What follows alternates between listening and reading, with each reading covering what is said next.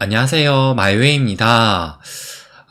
오늘은 좀 굉장히 중요한 두 가지 이슈에 대해서 말씀을 좀 집중적으로 드리려고 해요.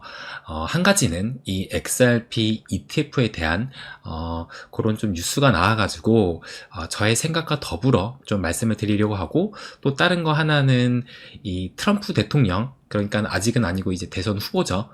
이 대선 후보가 자기가 이제 당선이 되면 이 CBDC 발행을 절대로 금지하겠다라고 발언을 했어요. 그래서 요 부분에 대해서도 또 유튜브 영상이나 또 저희 회원님도 좀 우려의 이런 걱정의 목소리를 내셔가지고 저는 정말 일말의 가치도 없는 뭐 그런 발언이라고 생각을 했는데, 그럼 저는 왜 그렇게 생각을 하는지 그 부분에 대해서도 한번 좀 말씀을 드리려고 합니다.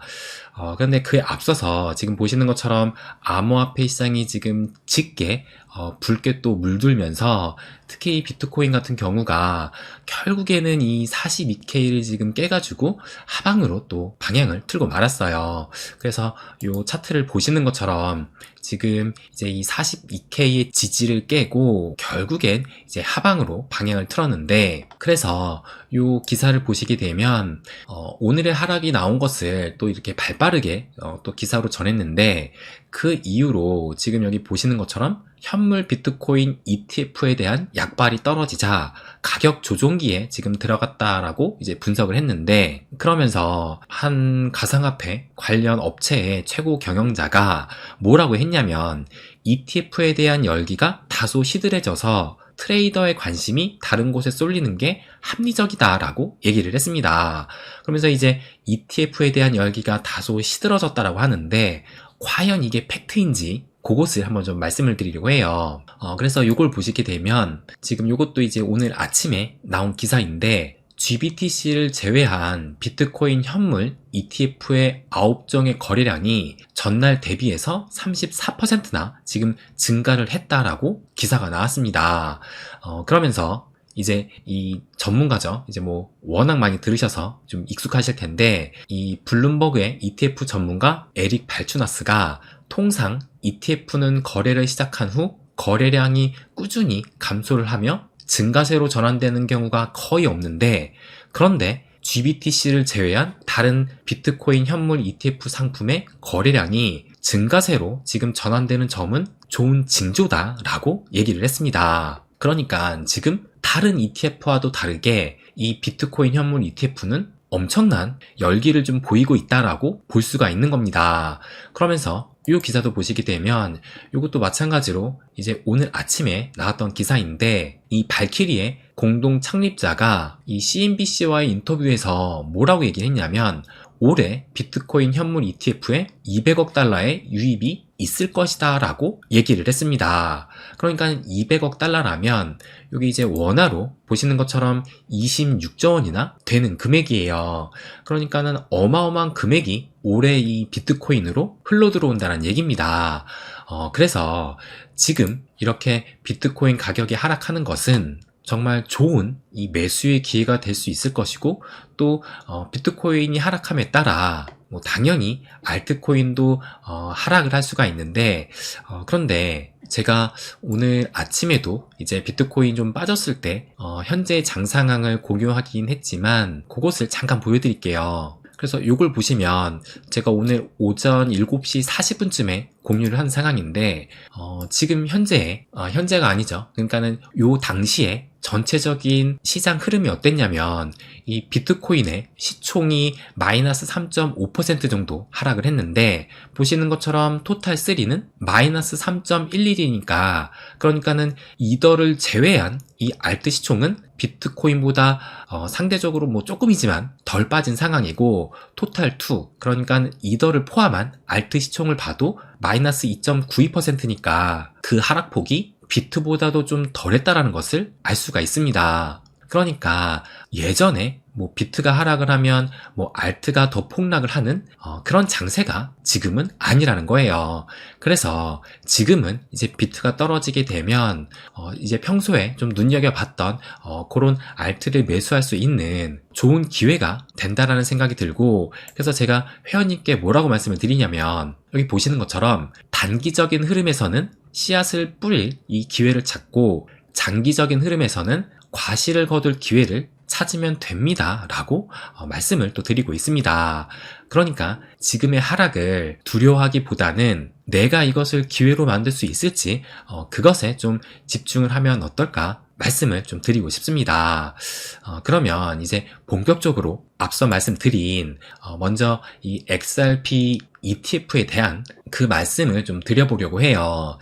그럼 먼저 또 요것을 보여드리면 요것도 이제 오늘 새벽에 나온 기사예요. 그래서 폭스 비즈니스 기자가 블랙록의 XRP 현물 ETF 출시 계획은 없다라고 해가지고 이렇게 또 트윗을 올렸다라고 합니다. 그런데 지금 뭐 이것에 대한 뭐 구체적인 증거를 댄 게 아니라 그냥 어떻게 보면은 얼마 전에 이 레리 핑크가 CNBC 인터뷰에서 이 출시 가능성을 대답할 수 없다라고 얘기를 했잖아요. 뭐 이것을 지금 근거로 해가지고 얘기를 한 건지 아무튼 이렇게 트윗을 올려가지고 기사화가 됐는데, 그런데 지금 이 발언을 한 요 찰스 가스파리노 기자는 이 XRP에 대해서 평소에 어떻게 생각을 했는지 또 그것이 중요할 겁니다. 그래서 요것을 보시게 되면 요게 이제 작년 7월이니까 법원으로부터 이 리플과 SEC 소송의 그 약식 판결이 나왔던 그 시점인데, 그때 이 찰스 가스파리노 요 폭스 비즈니스 기자가 뭐라고 얘기를 했었냐면, 최근 아날리사 토레스 판사가 리플의 증권성을 놓고 내린 판결은 지난 30년간 봐왔던 금융 관련 판례 중 가장 기괴하고 소액 투자자의 법적 보호를 저버린 미친 판례다라고 얘기를 했어요. 그러니까 뭐 저도 이 XRP의 편향적인 시각으로 지금 좀 바라보고 있지만, 마찬가지로 이 가스파리노 기자 역시 그 방향성만 저와 반대되는 그 입장에 서 있을 뿐이지, 마찬가지로 이 XRP에 대해서 편향적인 시각으로 보는 사람이라는 것을 알 수가 있습니다. 그래서 저처럼 뭐 아니면 이런 폭스 기자처럼 좀 편향적인 시각에서 바라보는 사람의 입장이 아니라 어느 정도 좀 중립적인 입장에서 바라보는 시각도 좀 중요할 거라 생각을 하는데, 그런데 그런 좀 중립적인 시각을 가지고 있는 사람이 어제 이 XRP ETF에 대해서 이렇게 또 트윗을 올리기도 했습니다. 그러면서 이분이 뭐라고 얘기를 했냐면, 이더리움 다음에 ETF 운용사들이 노릴 법한 다음 타겟은 XRP가 될 가능성이 꽤 있다라고 발언을 했어요. 그러면서 요 나탄이라고 말하는 요 분이 말씀을 한 건데, 그러면 이분이 좀 중립적인 입장일 수가 있는지 그것부터 한번 체크를 해보겠습니다. 그래서 제가 여기에 이제 이분의 트윗 프로필을 이렇게 가지고 왔는데, 여기 보시면 이제 전직 월스트리트 트레이더인데, 요걸 보면 시티은행 뉴욕에서 근무를 좀 했었다라는 것을 추정해 볼 수가 있고, 그래서 지금 현재는 이 웹3 드림, 그러니까 뭐 암호화폐 시장의 꿈을 위해서 전통 금융에서 탈출, 그러니까는 이직을 했다라고 볼 수가 있어요. 그러면서 지금 현재는 이 팩토마인드라는 암호화폐 관련 업체 같은데, 거기에서 CSO니까 최고 전략 책임자를 맡고 있다라고 볼 수가 있습니다. 그러면서 이제 제가 이 링크드인에서도 이분의 좀 정보를 보니까, 이분이 그래도 ETF에 대해서 좀 전문가라고 볼 수 있다고 생각한 것이, 여기 보시는 것처럼 전직 고정 수익 ETF 및 포트폴리오 트레이더였다라고 소개를 했어요. 그러면서 이제 지금은 이 암호화폐 세계를 뭐 탐험해 보세요라고 하면서 이제 현재의 그 위치도 말해주고 있는데, 그러면 일단 이분은 이 XRP에 대해서 직접적인 뭐 그런 편향적인 시각을 가지고 있지 않고, 그래도 나름대로 이 ETF에 대한 전문가라고 볼 수 있을 것 같은데, 그럼 이분이 어제 뭐라고 이 트윗을 올렸는지 살펴보면, 조금 전에 말씀드린 것처럼 이더리움 다음에 ETF 운용사들이 이 노릴 다음 타겟은 XRP가 될 가능성이 꽤 있다라고 생각을 하는데, 이러한 생각에는 두 가지 배경이 있다라고 얘기를 해요. 그러면 그 다음 트윗을 보여드리면, 일단 첫 번째로는 이 증권성인데, 일단 작년에 이 리플이 법원으로부터 이 토큰 자체가 증권성이 아니라고 판결을 받았고, 그래서 여기 보시는 것처럼 이 리플은 토큰에 대한 증권성 리스크가 타 토큰 대비해서 더 낮은 상황이다 라고 해석해 볼 수 있다라고 발언을 했고, 또 요 두 번째 이유로는 인지도와 시장 활성도인데, 전통 금융시장을 통해 개인이건 관심 있는 기관이건 자금을 끌어오기 위해서는 자산이 존재한 그 역사의 길이와 대중적 인지도가 중요한 요소인데, 이 점에서 리플은 그 조건을 충족을 한다라고 얘기를 했어요. 그러면서 또 이걸 보시게 되면, 또한 거래량과 호가창 상의 유동성이 풍부해야 시장 조작으로부터 자유로울 수가 있기 때문에 거래 활성도도 매우 중요한 고려 상황이고, 이 관점에서 리플은 타 저시총 코인 대비 유리하다라고 본다라는 발언을 한 겁니다. 그래서 이제 종합을 해보면 제가 이렇게 좀 정리를 했는데, 일단 첫 번째로는 이 증권성 여부가 이 리플은 또 해소가 됐기 때문에 그 어떤 지금 다른 코인보다 이 증권 리스크에서 자유로워졌고, 또 다른 이유 중에 하나로는 이 인지도와 풍부한 유동성을 들면서, 그래서 이 리플은 타 저시총 코인에 비해서 유리한 점을 가졌다라고 얘기를 했습니다. 그래서 저 역시 이 얘기를 충분히 또 공감을 하기도 했어요. 그래서 이분의 얘기를 들어보면 정말 이 리플 ETF에 대한 그 기대를 좀 가져도 될 것 같은데, 그렇다면 이제 저의 생각을 한번 말씀을 또 드려보도록 하겠습니다.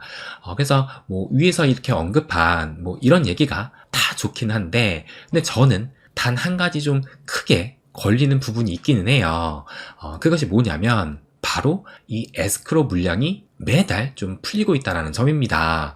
그러니까 매달 이제 이 10억 개의 XRP가 이 에스크로 계정에서 풀리고 있는데, 근데 물론 그 중에서 이제 70에서 80%는 다시 에스크로 계정으로 또 락업이 되긴 하지만, 일단 이 나머지 풀리는 물량을 가지고 이 SEC가 문제를 삼을 수도 있다라고 저는 생각을 합니다.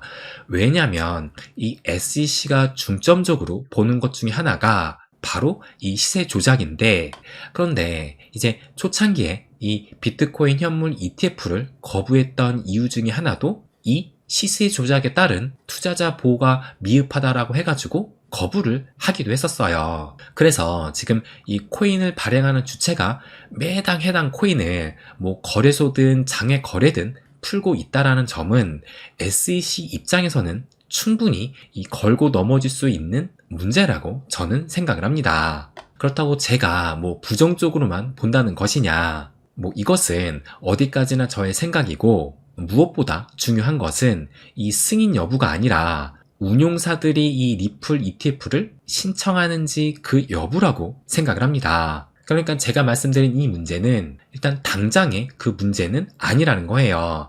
그것보다 이 운용사들의 생각이 중요하다는 얘기인데, 그러니까 지금까지 이 비트코인이 작년 한 해 동안 크게 상승하는데 큰 힘이 되었던 것은 뭐 여러분도 아시겠지만 이 비트코인 현물 ETF에 대한 그 기대감이었습니다. 그리고 이제 그것에 이 블랙록이 또 가장 큰 또 역할을 하기도 했어요.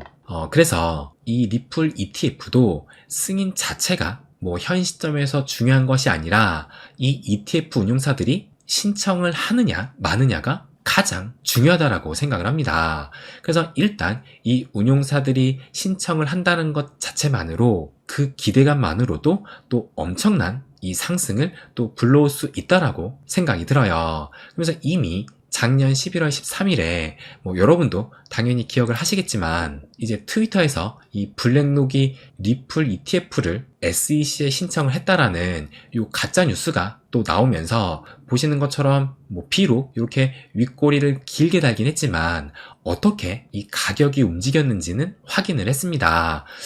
그래서 무엇보다 중요한 것은 이 ETF 운용사들이 리플 ETF를 출시하기 위해 SEC에게 신청서를 들이미는 순간 이것이 게임 체인저가 될 수 있다라고 생각을 해요. 그래서 물론 제가 앞서 말씀드린 이유로 해가지고 이 SEC가 승인을 거부할 수도 있지만, 그런데 만약에 이 리플랩스가 XRP ETF 승인을 위한 의지가 있다라면 뭐 기존의 정책도 변경할 수 있지 않을까 생각이 들어요. 그러니까 뭐 그 가능성을 말씀드리는 겁니다. 그래서 뭐 얼마 전에도 이 리플의 CTO 데이비드 슈와츠가 지금 미 유통 물량을 뭐 소각도 할 수는 있지만 뭐 그것이 실질적으로 도움이 안 되기 때문에 뭐 그럴 계획은 없다라고 얘기를 한 만큼 뭐 어쨌든 뭐 어떤 이유에서든 자기네들의 기존 정책을 뭐 변경할 여지는 있다라고 또 볼 수가 있는 거예요.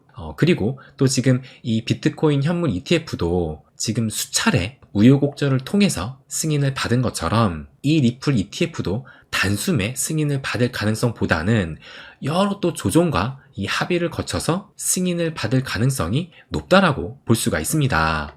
그래서 무엇보다 중요한 것은 ETF 운용사들이 이 리플 ETF 출시를 긍정적으로 보고 진짜 SEC한테 출시 신청을 하느냐 그 여부라고 저는 생각을 합니다. 그래서 일단 지금 뭐 리플 소송이 여전히 진행 중이기 때문에 그래서 당장에 이 소송이 좀 해결되지 않는 한 뭐 신청이 좀 들어가기는 어렵다고 생각이 들긴 하지만 어쨌든 지금 이 비트코인 ETF도 출시된 마당에 이더리움 ETF도 뭐 좀 시간이 걸리더라도 반드시 출시될 것으로 보이고 또 이 암호화폐 시대라는 거대한 흐름을 본다라면 이 리플 ETF도 종국에는 승인이 될 거라고 저는 생각을 합니다. 그런데 다만 좀 시간이 걸릴 뿐이에요.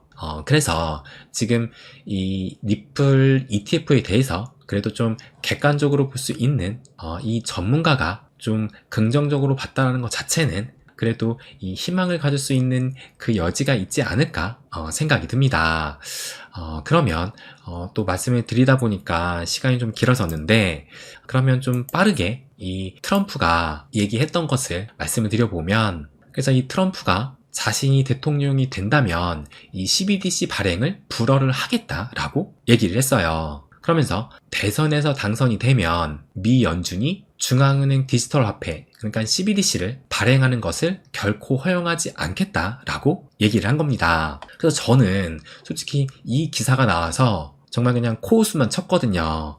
그런데 생각외로 제 영상에 이것에 관한 얘기를 하면서 또 이 XRP가 이 CBDC와 또 관련이 있잖아요. 그렇다 보니까는 이 XRP에 대해서 결국에는 이제 좀 부정적으로 볼 수 없다라는 그런 말씀을 하셨고 또 저희 회원님도 이제 소통방에 이거 좀 큰일 난 거 아니냐 그래서 좀 걱정을 하는 그런 목소리가 또 보이기도 했습니다.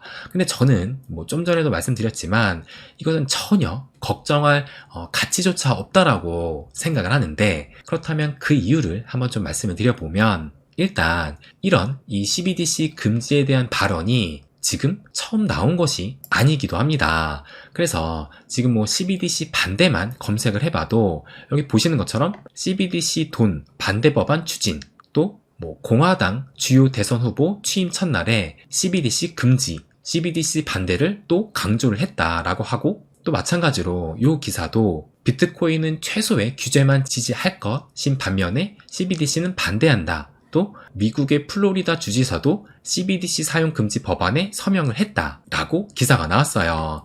그렇다면 지금 이 정치인들이 왜 이렇게 이 CBDC를 반대를 하느냐? 그 이유가 뭐냐면 여기에도 나와 있지만 대다수의 미국인이 지금 CBDC 도입을 반대하기 때문입니다. 그러니까 지금 이 표를 먹고 사는 정치인 입장에서 대다수의 미국인이 지금 CBDC를 반대를 한다라면 당연히 그 입맛에 맞게 얘기를 할 수밖에 없다라는 겁니다. 그렇다면 지금 이 미국인들이 왜 CBDC를 반대를 하는지 그 이유를 알아야 해요. 그렇다면 이 기사를 보시게 되면 지금 이 CBDC로 가장 우려하는 것이 뭐냐면 바로 이 프라이버시 침해 우려 때문에 반대를 한 겁니다.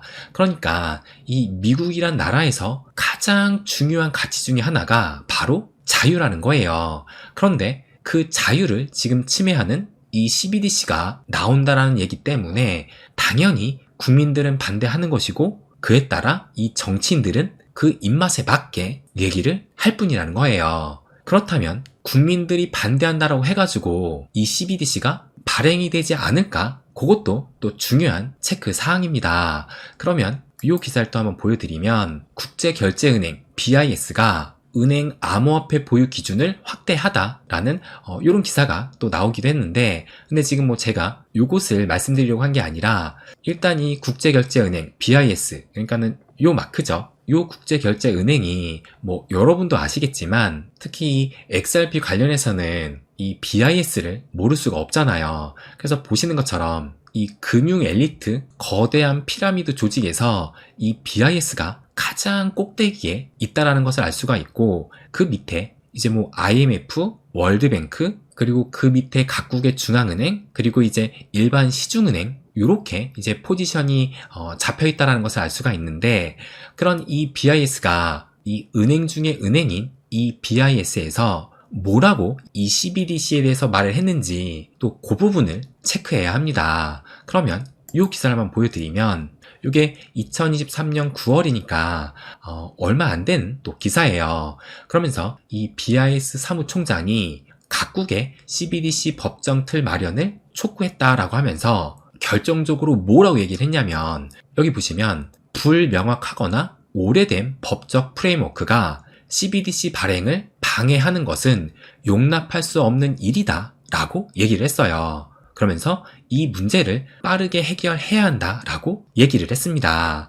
그러니까 지금 이 BIS가 CBDC 발행을 방해하는 것은 용납할 수 없다라고 얘기를 한 거예요. 그러니까 지금 이 BIS는 암호화폐 시대가 시대적 흐름이라는 걸 아는 것이고, 또 그 가운데서는 이 CBDC가 필수적이라는 것을 안다라는 겁니다. 그러면 또 이 기사를 보여드리면, 조금 전에 지금 이 미국 국민들이 이 CBDC를 가장 걱정하는 이유가 바로 이 프라이버시 침해였는데, 그런데 이미 이것도 2023년 11월에 나온 기사인데, 이 BIS 프로젝트에서 CBDC 이용 시에도 개인정보 보호가 가능하다라고 얘기를 했어요. 그러면서 좀 더 구체적으로 여기 보시게 되면, 결제 및 송금이 발생할 때 사용자 개인정보를 노출하지 않고도 거래를 처리할 수 있다라고 하면서, CBDC 설계 과정에서 개인정보 보호는 주요 이슈이며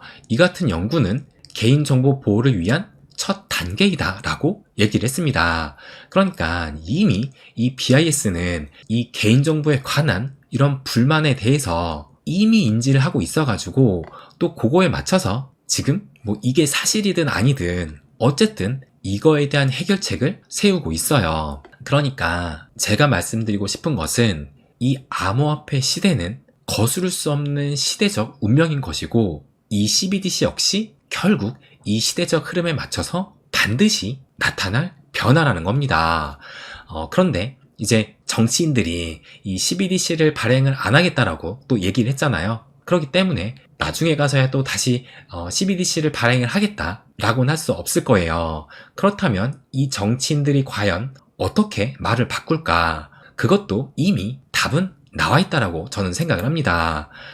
이 중국이 어떻게 보면 전 세계에서 가장 먼저 이 CBDC 발행을 했는데, 그런데 이 중국이 이 CBDC를 발행을 할 때 우리가 CBDC를 만들었다라고 말을 한 게 아니라, 그 이름을 여기 보시는 것처럼 DCEP라고 해가지고 디지털 커런시 일렉트로닉 페이먼트라고 이름을 바꿨다라는 것을 알 수가 있어요. 그러니까 나중에 뭐 트럼프가 설령 당선이 된다 하더라도 CBDC는 안 한다고 했으니까 이 CBDC를 하는 것이 아니라, 대신 이름을 뭐 어떤 식으로 바꿔서 또 거기에다가 또 이 프라이버시 침해를 하지 않는다라는 뭐 그런 것을 좀 어느 정도 확신을 심어주면서 이 새로운 디지털 화폐를 출시할 가능성이 저는 매우 크다라고 생각을 합니다. 그러니까 이 CBDC는 결국에는 거스릴 수 없는 시대적 흐름이라는 거예요.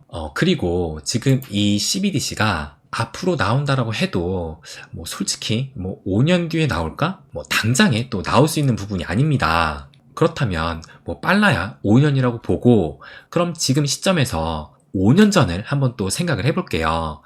그러면 만약에 5년 전에 비트코인 현물 ETF가 출시가 될 것이다 라고 얘기를 했으면, 과연 주변에서 어떤 소리를 들었을까 생각을 해보세요. 당연히 미친놈 소리를 들었을 겁니다. 그런데 지금 현 시점은 이 비트코인 현물 ETF가 출시가 됐어요. 그러니까 지금 이 CBDC 역시 아무리 지금 뭐 반대를 한다, 뭐 출시하지 않겠다 얘기를 한다 하더라도 결국에는 시간이 지나서 어느 정도 국민들의 인지와 그 수용도가 또 변하게 되면 이 CBDC 역시 당연히 받아들일 수밖에 없는 하나의 변화라는 겁니다. 그렇기 때문에 이 트럼프가 아무리 지가 뭐 발행을 불허한다 하더라도 이런 것은 전혀 신경 쓸 가치조차 없다라고 저는 생각을 해요. 그러니까 저는 이런 것도 그냥 단 하나의 노이즈다라고 생각을 합니다. 그래서 다시 한번 말씀을 드리지만 이 암호화폐 시대는 거대한 시대적 흐름의 하나인 것이고, 그리고 우리는 그 변곡점에 지금 서 있는 겁니다. 그래서 지금 이 변곡점에서 또 엄청난 이 부의 이동이 발생할 거예요. 그렇다면 우리는 이 큰 그림만 보고 가면 되는 것이지 이런 하나하나의 노이즈에 신경을 쓰면 안 된다라고 저는 생각을 해요. 그래서 오늘은 좀 얘기를 하다 보니까 너무나 길어졌는데 다시 한번 말씀을 드리지만 암호화폐 시대는 거스를 수 없는 이 시대적 운명이다라는 것을 잊지 마시고 우리는 이 변곡점에서 내가 어떻게 하면 이 부를 나에게로 이전할 수 있는지 그것에만 집중을 하는 것이 가장 중요하다는 것을 마지막으로 좀 강조드리고 싶습니다. 네, 그럼 오늘은 여기까지 하겠습니다. 항상 제 이야기 끝까지 들어주셔서 감사드립니다. 부자가 되는 길, My Way.